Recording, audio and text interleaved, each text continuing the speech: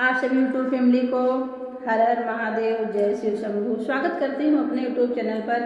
बहुत ही सुंदर सा कजरी गीत लेकर के आई हूँ आप लोगों के बीच में। गीत को पूरा सुनना और कैसा लगा कमेंट करके बताना। हमारे चैनल को भी अपना प्यारा आशीर्वाद देना। हर हर महादेव, जय शिव शंभू। गौरा मैया की जय हो। जनक बगियावा में शिव के मंदिरवा, सीता जी पूजय भवानी नाय।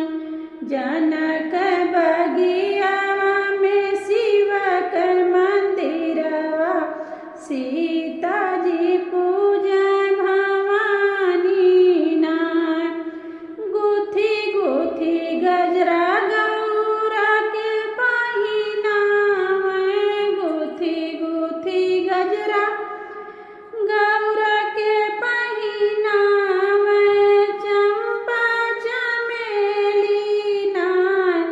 गाछी गाछी हरवा गौरा के पहिनावा, लाल लाल अड़हुल चढ़ावे नाय।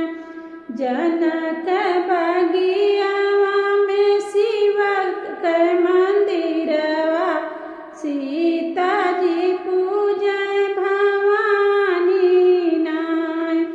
सीता जी पूजय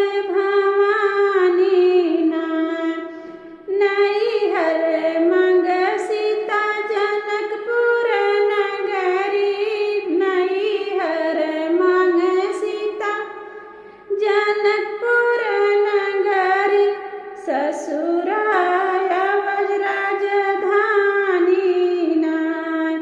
ससुराया वध राजधानी नाय।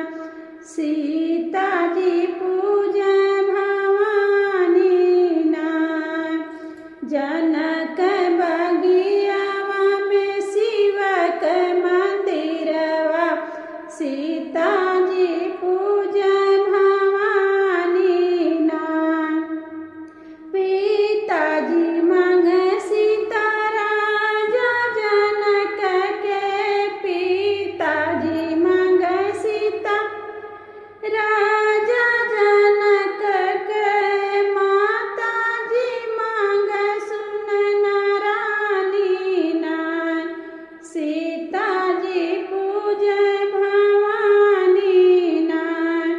जनक बगियावा में शिव के मंदिरवा, सीता जी पूजय भवानी नाय।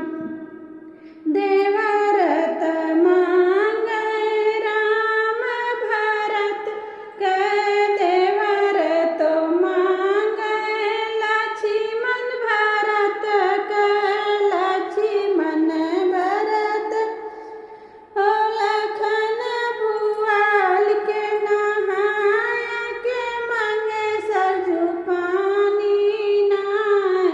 स्वामी तो मांगे सीता श्री रघुबर के, स्वामी तो मांगे सीता श्री रघुबर के, सकल मनोरथ पूर्ण भवानी नाय।